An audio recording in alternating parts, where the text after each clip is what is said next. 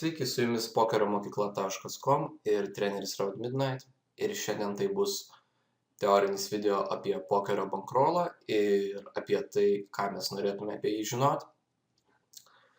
Taigi pradėkime nuo to, kad jeigu jūs esate naujas žaidėjas, naujas pokerio pasaulyje ir tiesiog galvojate, nuo ko čia pradėti ir tas klausimas apie bankrolą neduoda ramybės, tai pirmas dalykas, kurį pasakysiu, tai kad pačioje pradžioje reikia labiau biudžeto, ne bankrolo, dėl to,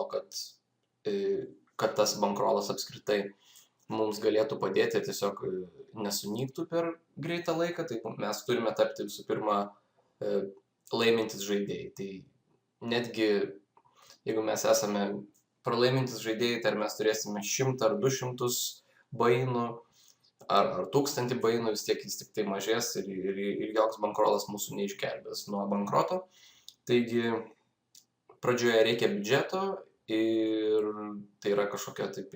pinigai, sakykime, kuriuos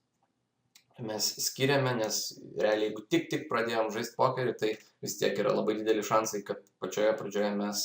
kažkiek pralaiminėsime. Taigi manau, kad labai svarbu dėl to pradžioje, kai mes tik pradedame žaisti pokerį, žymiai daugiau laiko skirti studijavimui, tai yra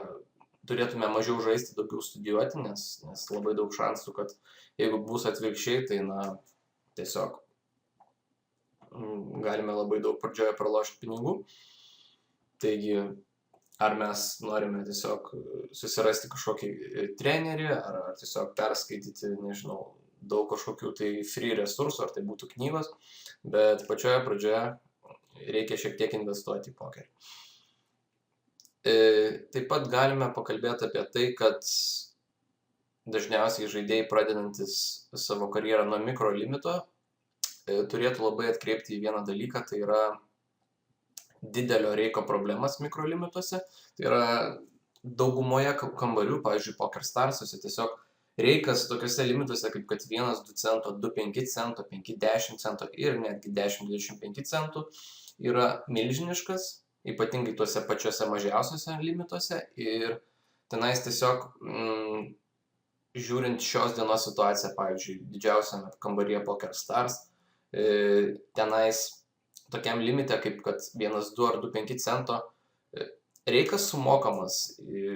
yra maždaug 15 big blindų per 100,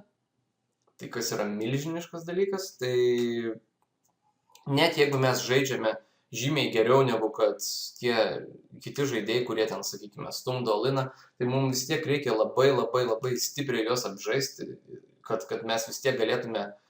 viršyti tą 15 big blindų per 100 barjerą. Aišku, mes gauname kažkokį rigbacką ir tuose pačiuose PokerStarsuose už tuos coins, bet maždaug mikrolimituose tai jisai gali būti tenais ir 10 ir tik tai viso labo 15%, maksimum galbūt 20%, taigi tai yra labai nedaug palyginus. Dėl to manau, kad tai yra viena iš priežasčių, kodėl žaidėjai labai dažnai užstringa tuose mikrolimituose ir būna, kad metai ar 2 užstringa, nes tiesiog pasirenka kambarį va tokį kaip PokerStars, žaidžia mikrolimitus ir ten tiesiog labai sunku yra bitinti tą patį reiką ir kaip sakant, dėl to galima labai tenais ilgai užstrigti. Dėl to, jeigu kalbant apie pokerio kambarius, tai turbūt geriausia vieta pradėti pokerio karjerą tenais ir jeigu norite žaisti taip žemai kaip kad 2-5 cento ar 5-10 centų, tai manau, kad geriausia vieta yra turbūt mikrogamingas, tenais jūs galite gauti apie 50-52% reigbacko, kas yra tikrai gerai ir tas, sakykime, skirtumas 30-35% nuo, pavyzdžiui, PokerStarsų, tai jisai tiesiog gali padaryti esminį skirtumą nuo jūsų minusinčio žaidėjo arba breakevenančio iki vis tiek kažkiek tai laiminčio. Tai va, šiaip rekomenduotina, aš manau, kad pradėjus karjerą nėra verta tenais būti tokiuose limituose kaip kad 1-2 cento arba 2-5 cento. Tiesiog jau geriau truputėlį kažkiek ar pasitaupyti, padirbti, ar su treneriu kažkiek tai išmokti tą žaisti pokerį ir bandyti tada pasirinkus gerą, sakykime, rigbacko dealą, tiesiog pradėti nuo no limit 10 ir tenais, sakykime, ten mes galime pradėti tokį agresyvų bankrolo managementą, tai yra mūsų tikslas turėtų būti kaip įmanoma greičiau pakilti iki tokio limito, bent kaip no limit 50, nuo kurio daugiau mažiau galima pradėti gyventi iš pokerio. Tai yra,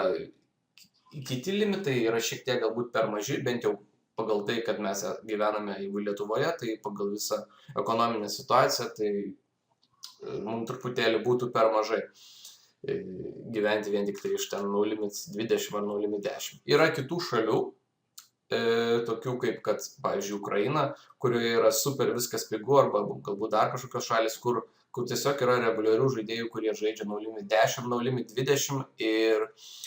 jiems to užtenka. Bet mūsų šaly manau, kad bent jau no limit 50 turėtų būti limitas, kad galėtume kažką pradėti daryti. Taigi, kaip minėjau, manau, kad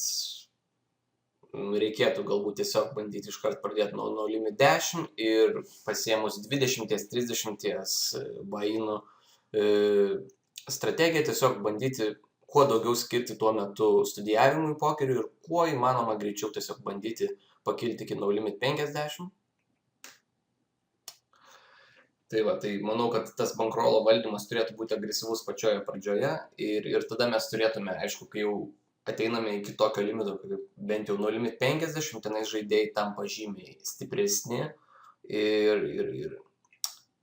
dėl to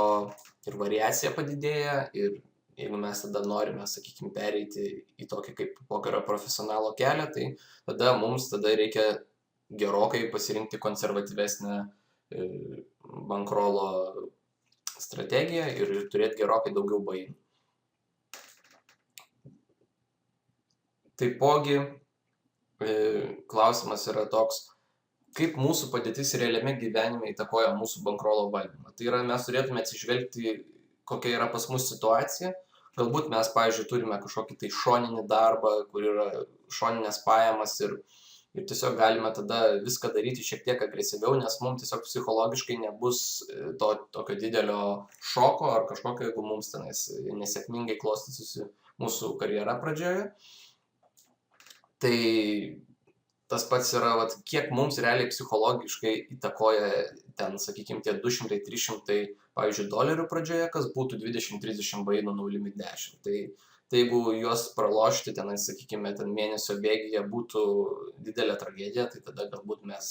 norime pasirinkti, nežinau, kažkokią tai konservatyvesnę strategiją, galbūt pradėti dar mažesnių limitų, bet jeigu mūsų padėtis į tai, iš šios pinigus yra pakankamai taip toleruotina, tai tada galime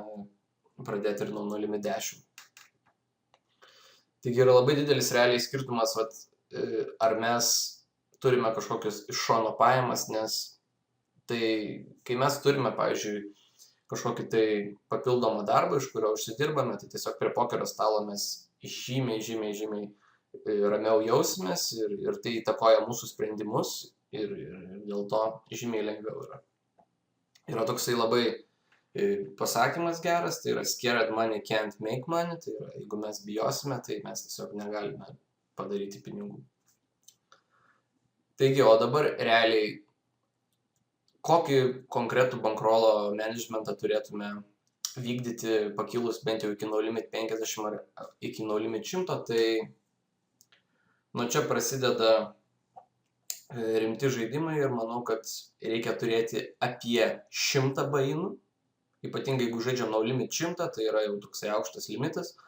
Norime turėti 100 buy-inų ir nenorime, kad mūsų gyvenimo išlaidos būtų kartu šitam bankrolui. Tai yra, norime turėti atskirą bankrolą pokeriui ir kad, sakykime, kad mes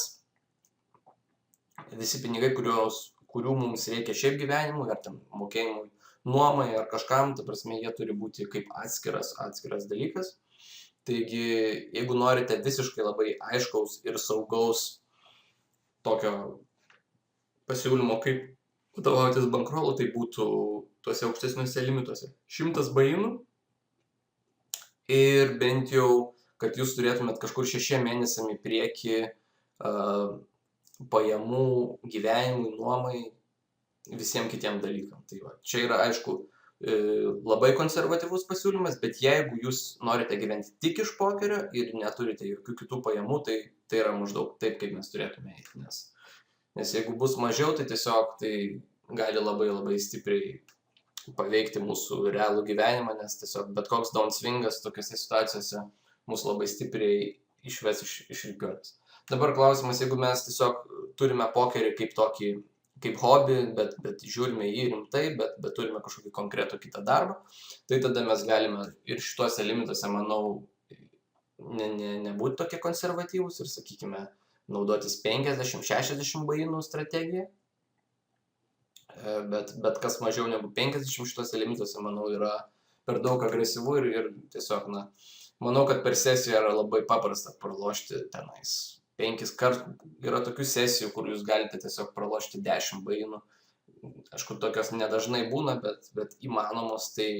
turint, sakykime, 40 bainų bankrolą pralošti 10 bainų, tai čia yra 1/4 jūsų viso bankrolo, tai patikėkit, tai labai stipriai paveiktų visą jūsų žaidimą ir apskritai, ta diena jau būtų praktiškai tokia juoda. Taigi tikrai nepatartina. Dabar įsivaizduokit, jeigu turit 100 bainų, pralošti tą tokį maksimalų 10 bainų per dieną kiekį, tai būtų tik tai 10% ir tikrai nebūtų taip stipriai jūs nepaveiks. Ir dar ką galėčiau pasakyti, tai pakalbėti apie šiotus, tai yra bandymą pakilti į limitus greičiau. Tai aš kaip ir sakau, manau, kad tos šiotus reiktų daryti kuo greičiau, bandyti išlipti iš to mikrolimito, tai bus ir patiems jums įdomiau, kuo greičiau patekti į tą normalų limitą, nes ypatingai manau, kad užsisėdėti kelis metus ten tose mikrolimituose, tai tiesiog jūs galite prarasti įdomumą pačių pokerių, nes atrodytų, ką jūs čia veikiat tose pačiuose mažiausiuose limituose ir niekas nesikeičia, tai manau, kad pradžioje agresyvus bankrolo managementas ir šotai yra gerai ir po to turėtume pereiti į kitokį atsargesnį, labiau linijinį mąstymą, kaip norėtume tęsti savo karjerą. Dabar klausimas apie šotus. Vėlgi, vieniems žaidėjams manau, kad šotai yra gerai, o kitiems gali būti labai kenksmingas dalykas. Ir kenksmingas jis yra tada, kai tie šotai po to paveikia tolesnį mūsų žaidimą. Tai yra, sakykime, jeigu mes nusprendėm padaryti 5 bainų šotą į aukštesnį limitą, tai yra, pavyzdžiui, žaidžiame no limit 50 ir tada dar neturime 100 bainų no limit 100, bet tiesiog nusprendėme, kad mes pasiimsime 5 bainų šotą į no limit 100. Tai problemos, kurios iškyla dažniausiai, tai yra psichologinės, mental problemos, tiesiog mes įėję į tą no limit 100 limitą, dažniausiai labai turėsime tą results orientuotą mindsetą, kad mums atrodys, kad dabar tai mes norėtume laimėti, dabar jau geriau pasisektų. Tai šis mindsetas tiesiog labai stipriai pakenks mūsų strategijai ir mes nebežaisime taip, kaip, pavyzdžiui, žaisdėme no limit 50, tiesiog savo žaidimą, dažniausiai žaisime kažkaip kitaip, dažniausiai klaidos pasireiškia dideliuose bankuose, tai yra, kur yra dideli pinigai, mes norime tiesiog laimėti tos botus, mes nebegalime paleisti handų, kai yra didelis bankas, tai bent jau tokios būna dažniausiai klaidos žaidėjų, kurie daro šotų, nors to jiems nereikėtų daryti. Ir tas yra dalykas, kad kai jūs darote šotą, tai labai turi būti svarbus dalykas, kad jeigu šotas nepavyksta, tai jūs turite labai ramiai po to vėl grindinti tame žemesnė limite, kol vėl turėsite pakankamai pinigų šotų. Problema yra ta, kad dažniausiai, įsivaizduokit, žaidėjas žaidė no limit 50 ir prikaupė kažkokį bankrolą ir tada padarė tam no limit 100 šotą 5 bainų ir nepasisekė, tiesiog pralošė $500, 5 bainus ir tada problema yra ta, kad kai jis grįžta vėl atgal tą žemesnį limitą, jisai jau tiesiog, jaučiasi blogai, jam čia yra nebeįdomu, jis tiesiog pradeda žaisti blogai jau tada vėl tam limite. Tai yra, neturi disciplinos ir neturi galbūt entuziazmo ir energijos teigiamos tiesiog vėl grindinti. Tai čia yra didžiausia šoto problema. O dar didesnė problema, kuri būna, tai kartais pralošus no limit 100, tos 5 bainus, problema būna, kad tiesiog žaidėjas paima ir nusprendžia tada tiesiog dar padaryti šotą į dar aukštesnį limitą ir tada pralošia dar daugiau, ir tada čia yra viena iš didžiausių istorijų, kai tiesiog žaidėjai pradeda bastinti visą savo bankrolą. Tai dėl to aš sakau, šiotus darykite tik tai tada, kai esate tam pasiruošę, kai tikrai galėsite, jeigu nepavyks tas šiotas, jūs žinot, kad jūs esate pasiruošę vėl grįžti į žemesnį limitą ir grindinti jame. Taigi pagrindiniai dalykai, kuriuos dabar galėčiau paminėti, yra tai, kad, stenkimės pasirinkti mikrolimituose, jeigu pradedam karjerą, gerą reikback dealą, ir tada toliau tiesiog, jeigu pakilę iki 0,50-100 pasirinkime tokią konservatyvę strategiją, kuri sudarytų daugiau mažiau 100 bainų, jeigu neturime kito pinigų inkamo. O jeigu turime, galbūt galime su 50, 60, 70 bainų žaisti. Taigi, toks buvo šis video apie pokerio bankrolą. Su jumis buvo pokeromokykla.com ir treneris Shroud Midnight, ir iki kitų kartų.